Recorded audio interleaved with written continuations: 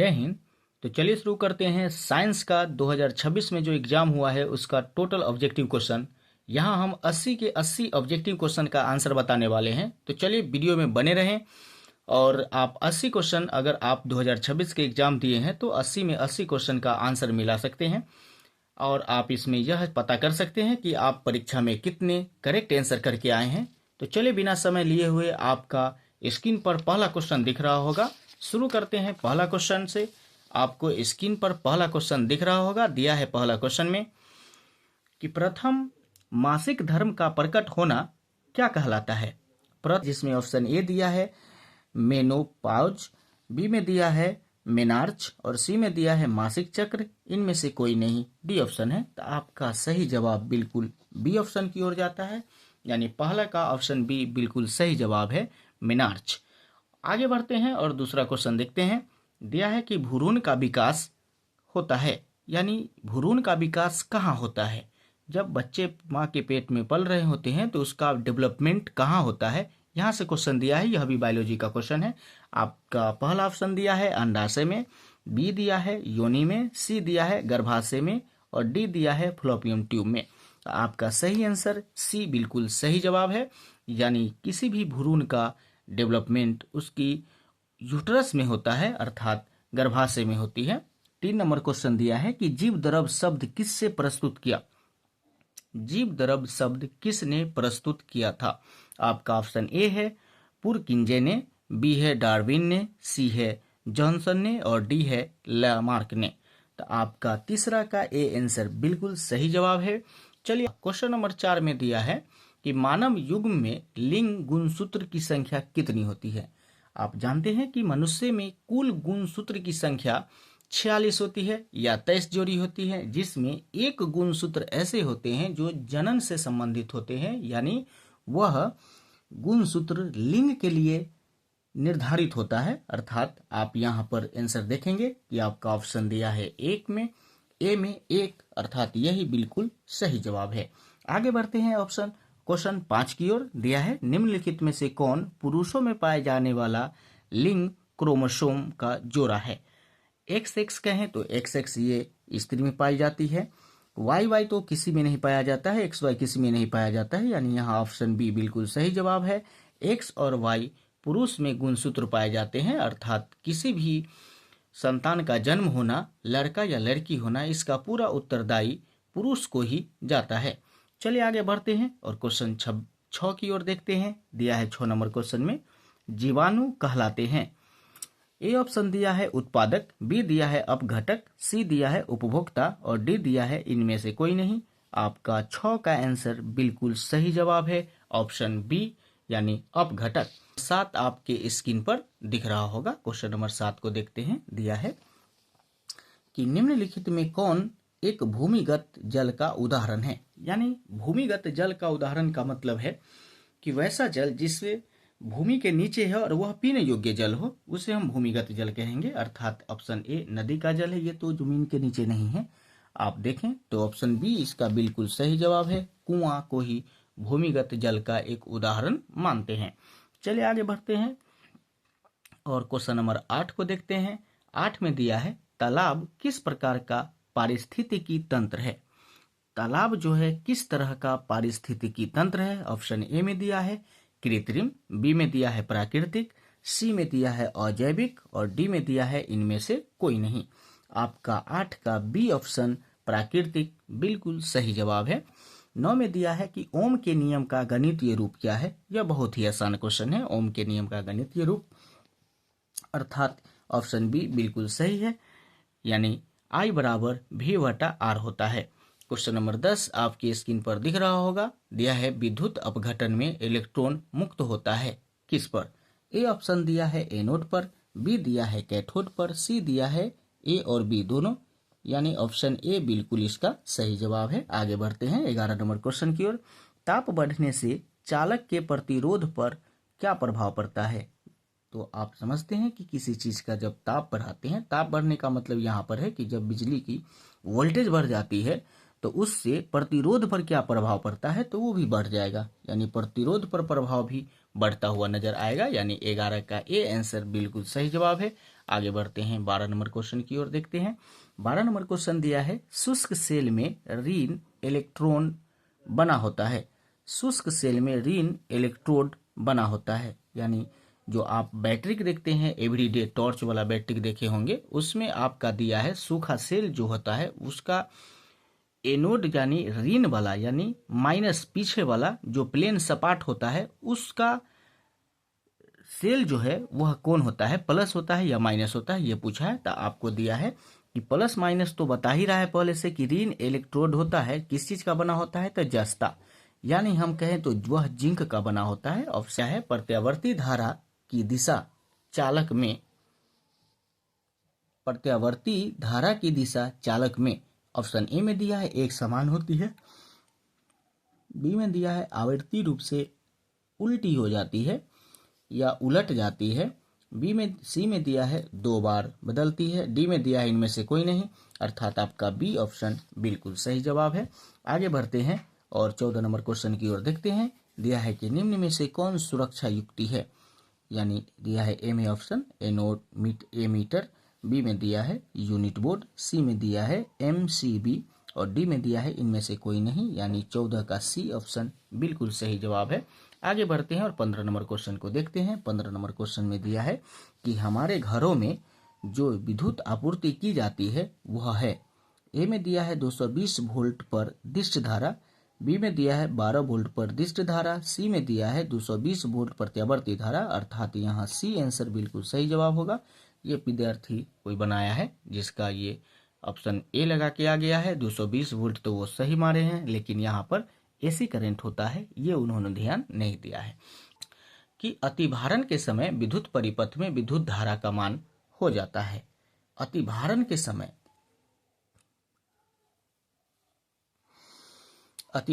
समय विद्युत परिपथ में विद्युत धारा का मान बहुत अधिक बढ़ जाता है, यानी ऑप्शन सी बिल्कुल सही जवाब है। आगे बढ़ते हैं और क्वेश्चन नंबर 17 को देखते हैं। क्वेश्चन नंबर 17 आपके स्क्रीन पर दिख रहा होगा। क्वेश्चन नंबर 17 में दिया है कि मिश्र धातु जिसमें 90% कॉपर और 10% एसन यानी है उसका नाम है, अर्थात आपका ए ऑप्शन दिया है सोल्डर है, बी दिया है पीतल है, सी दिया है जर्मन है और डी दिया है कांसा है, यानी ऑप्शन डी 17 का बिल्कुल सही जवाब है कांसा। चलिए आगे बढ़ते हैं और 18 नंबर क्वेश्चन को देखते हैं। 18 नंबर क्वेश्चन में दिया है कि निम्नलिखित में सबसे कठोर प्राकृतिक पदार्थ कौन है। अब सब जानते हैं कि हीरा सबसे कठोर प्राकृतिक पदार्थ है। और क्वेश्चन नंबर 19 की ओर बढ़ते हैं। 19 में दिया है एथाइल अल्कोहल का अनुसूत्र क्या होता है। एथाइल अल्कोहल का अनुसूत्र देखते हैं। दिया है ए ऑप्शन में CH3OH, बी में दिया है C2H5OH, सी में दिया है C2H6OH और डी में दिया है C2H2OH, यानी ऑप्शन बी बिल्कुल सही जवाब है। 19 का C2H5OH बिल्कुल सही है। 20 नंबर क्वेश्चन में दिया है कि बेंजीन का आणविक सूत्र होता है। तो बेंजीन का आणविक सूत्र जो है ऑप्शन ए में दिया है CH4, बी में दिया है C2H2, सी में दिया है C6H6 और डी में दिया है C2H4, यानी ऑप्शन सी बिल्कुल सही जवाब है। बी का ऑप्शन सी बिल्कुल सही जवाब है। आगे बढ़ते हैं और क्वेश्चन नंबर 21 को देखते हैं।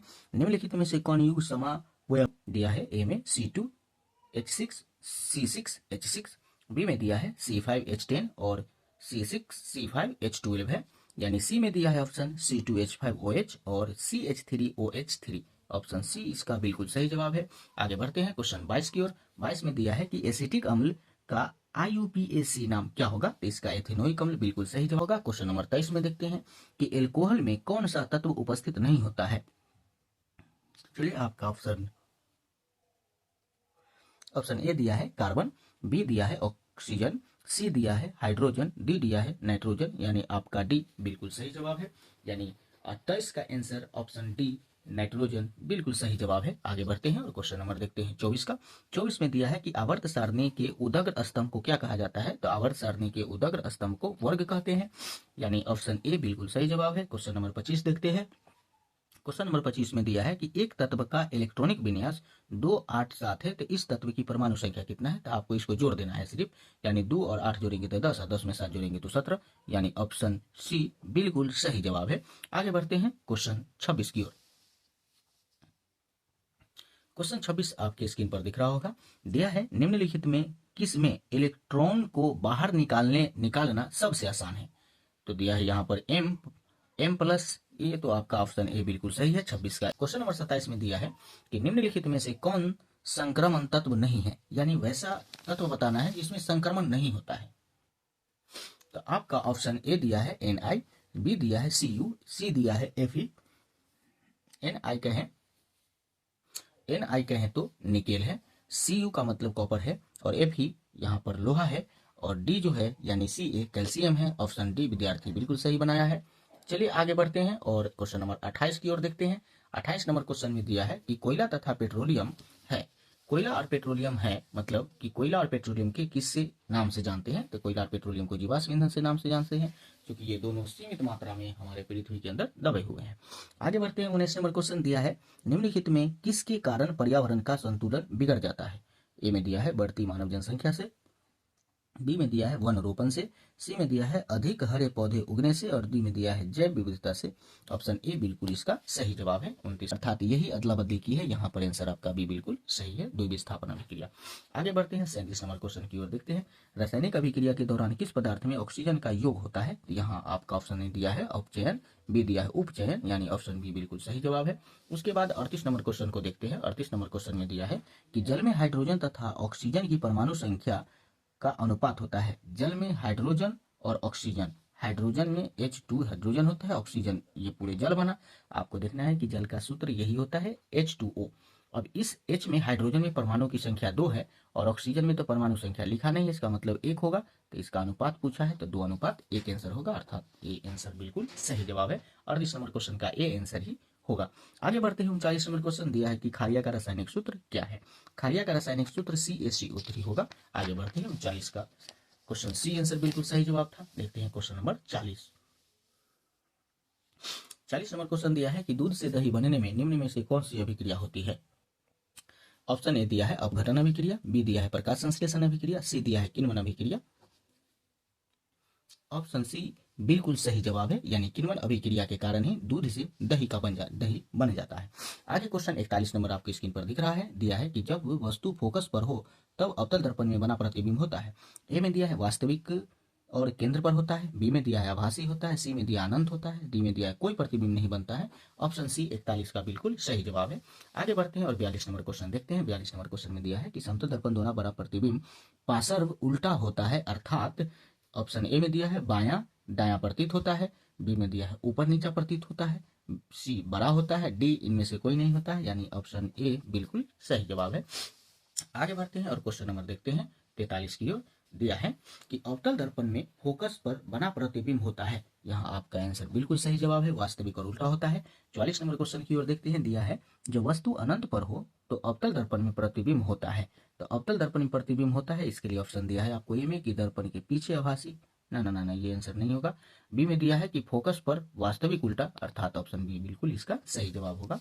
आगे देखते हैं 45 नंबर क्वेश्चन में। समतल दर्पण द्वारा उत्पन्न आवर्धन का मान होता है, एक के बराबर होता है, एक ही होता है, यानी ऑप्शन सी 45 का बिल्कुल सही जवाब है। आगे बढ़ते हैं और डी नंबर क्वेश्चन देखते हैं। दिया है आगे क्वेश्चन आपको 46 नंबर क्वेश्चन आपके स्क्रीन पर दिख रहा होगा।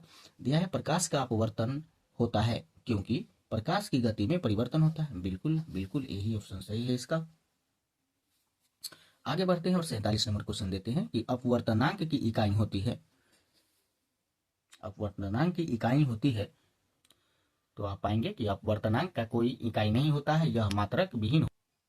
ऑप्शन बी इसका बिल्कुल सही जवाब है। आगे बढ़ते हैं। निम्नांकित में किसका उपयोग बिजली उत्पादन में होता है। तो आप देखेंगे लोहा, तांबा, ना तांबा आंसर नहीं सही है, यानी ऑप्शन सी दिया है पवन ऊर्जा, यानी हम बड़े टरबाइन लगा करके हवा की सहायता से ही हम बिजली का उपयोग कर लेते हैं। चलिए आगे बढ़ते हैं, यानी 30 का आपका सही आंसर बिल्कुल सी है। आगे बढ़ते हैं 31 में। दिया है कि दंत क्षरण का कारण क्या है। दिया है ए ऑप्शन में मीठी चीज का खाना,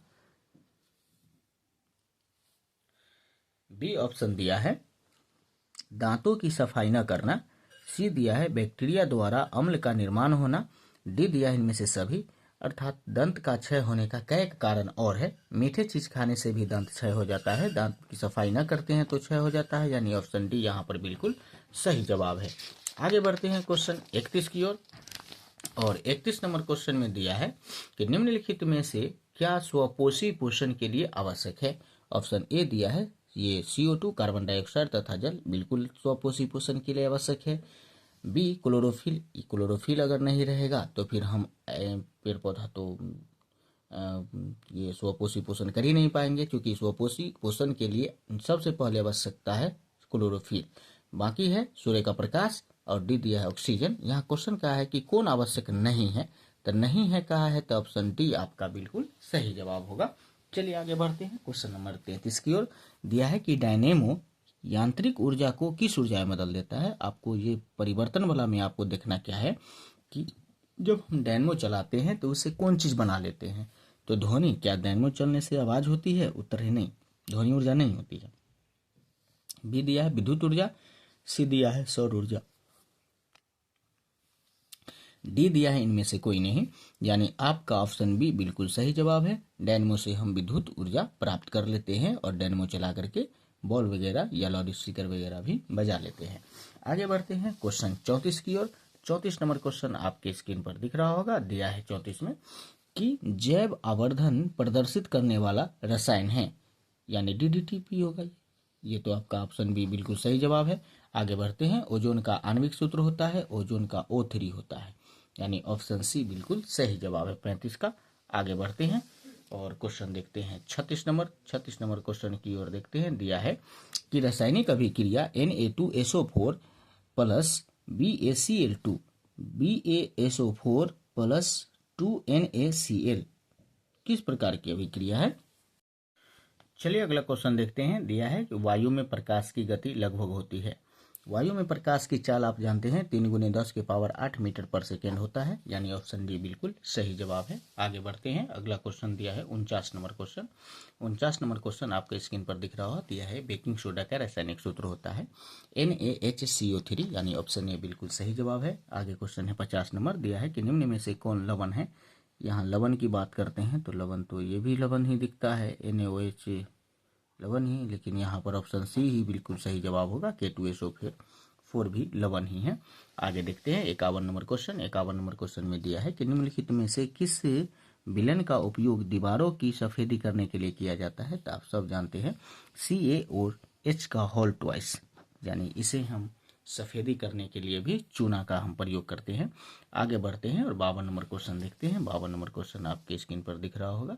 दिया है निम्नलिखित में से किसके कारण अम्ल वर्षा होती है। तो यहाँ सल्फर डाइऑक्साइड के कारण अम्ल वर्षा होती है, यानी SO2।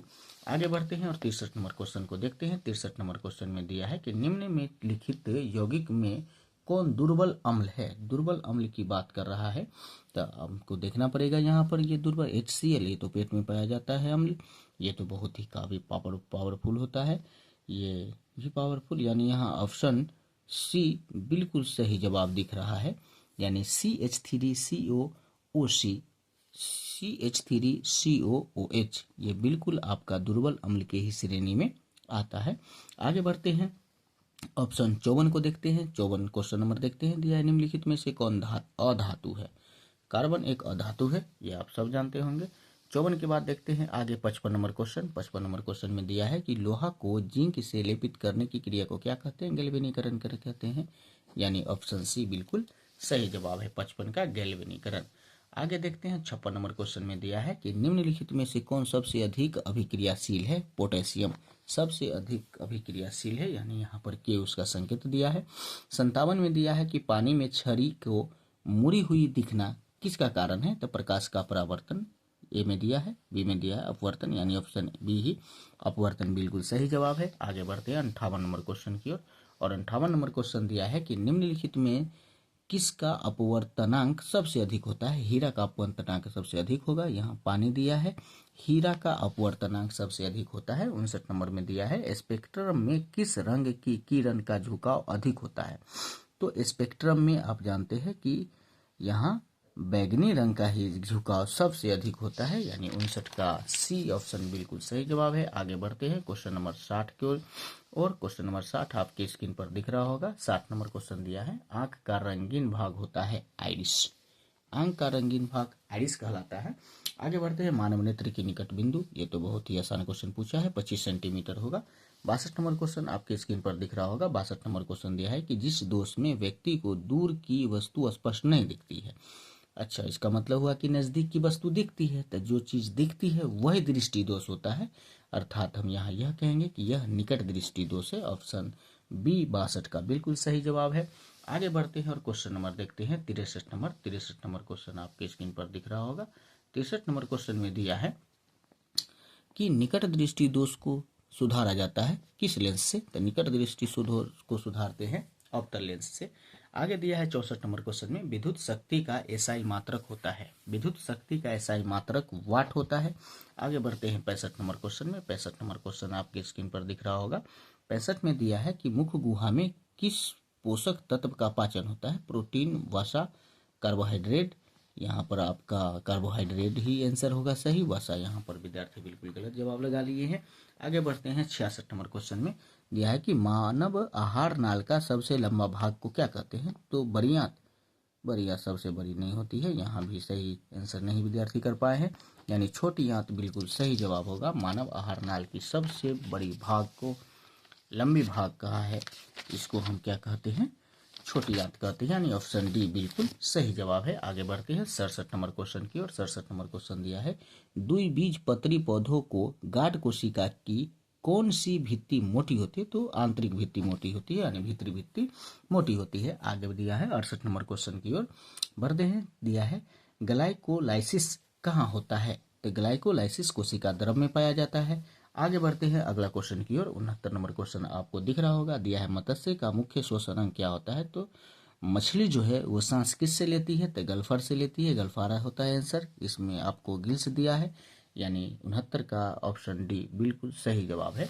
आगे बढ़ते हैं 70 की ओर। 70 नंबर क्वेश्चन में दिया है कि मानव हृदय घिरा होता है।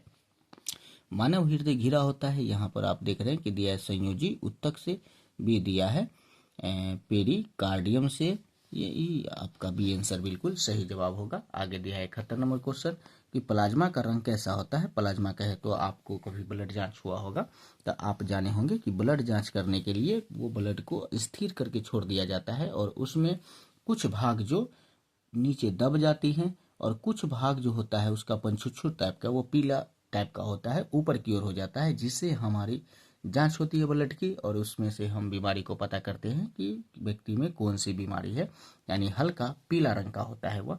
आगे बढ़ते हैं और 72 नंबर क्वेश्चन की ओर देखते हैं। 72 नंबर क्वेश्चन में आपको दिया है, निम्न में से कौन पौधे में जल संवहन उत्तक है। पौधा के लिए ले जाने, जल को ले जाने और लाने का काम को जाइलम ही कहते हैं। चलिए आगे बढ़ते हैं। अगला क्वेश्चन दिया है 73 में कि रेजिन निम्नलिखित में से किस पौधे का उत्सर्जी पदार्थ है, तो रेजिन एक चीड़ नाम का पौधा होता है, उसका उत्सर्जी पदार्थ होता है। आगे देखते हैं 74 नंबर क्वेश्चन, बिना समय लिए हुए अब सिर्फ आंसर पर फोकस करेंगे। 74 नंबर क्वेश्चन में दिया है कि गुर्दे में उत्पादित मूत्र मूत्राशय में किस नली के द्वारा जाता है, तो जिस नली से जाता है उसे वाहिनी कहते हैं, और मूत्र जा रहा है तो मूत्र वाहिनी, यानी बी ऑप्शन आपका बिल्कुल सही जवाब होगा। आगे बढ़ते हैं 75 की ओर। दिया है कि कृमि वृक्क किस अवशिष्ट उत्पादों को रुधिर से अपोहन द्वारा पृथक करता है, तो आपका यहाँ ऑप्शन ए सही जवाब है, नाइट्रोजन युक्त अवशिष्ट दिया हुआ है। आगे 76 नंबर क्वेश्चन आपके स्क्रीन पर दिख रहा हुआ होगा। दिया है पौधों में निम्नलिखित में से कौन अंग गुरुत्वाकर्षण को दर्शाता है, तो जड़, जड़ या मूल इसको बोलते हैं।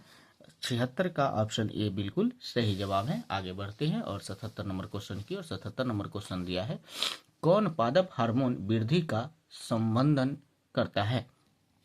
पादप हार्मोन को कौन वृद्धि का संबंधन का मतलब होता है, वृद्धि होने अधिक बढ़ जाने से रोकता है, एफसीसी अम्ल। आगे बढ़ते हैं। दिया है 78 नंबर, निम्नांकित में कौन ऐच्छिक पेशियों की गति का नियंत्रण करता है। आपको ए में दिया है पोन्स, बी में दिया है सेरिबेलम, सी में दिया है डाइएनोसेफ्लॉन, और डी में दिया है मेडुला ऑब्लांगटा। आपका ऑप्शन बी बिल्कुल सही जवाब है। 78 का बी आंसर बिल्कुल सही है। आगे बढ़ते हैं 79, और आपके पास मात्र 2 ही क्वेश्चन बचा है। और हमारे पास 2 आंसर का ही आंसर, अब 2 ही क्वेश्चन का आंसर देना बचा है। चलिए आगे बढ़ते हैं। दिया है कि किस हार्मोन के अधिक स्राव से जोआइटिक्स नामक रोग होता है? वृद्धि हार्मोन, यानी ऑप्शन ए बिल्कुल सही जवाब है। आगे बढ़ते हैं। देख रहे हैं कि 80 नंबर क्वेश्चन में दिया है कि अलैंगिक जनन की विधि होती है किस में? अलैंगिक जनन की विधि किस में होती है? तो ए में दिया है बीजाणु जनन में, बी में दिया है मुकुलन में, सी में दिया है विखंडन में, सी में दिया है विखंडन में, और डी में दिया है इनमें से सभी, यानी ऑप्शन डी बिल्कुल सही जवाब है। चलिए आपको 80 क्वेश्चन था, 80 क्वेश्चन का आंसर बिल्कुल सही बता दिया गया है। आप पता करें, आप कमेंट करके बताएं कि 80 में आपको कितना सही आया। आपको हालांकि क्वेश्चन का आंसर मात्र 40 ही देना है। आपको 80 में क्वेश्चन का आंसर 40 करना है, यानी 40 क्वेश्चन आप बनाए हैं उसमें से कितना सही जवाब आया है, इसको आप कमेंट बॉक्स में जरूर कमेंट करेंगे। चलिए वीडियो अच्छा लगा हो तो वीडियो को लाइक करें, चैनल को सब्सक्राइब करें। जय हिंद, धन्यवाद।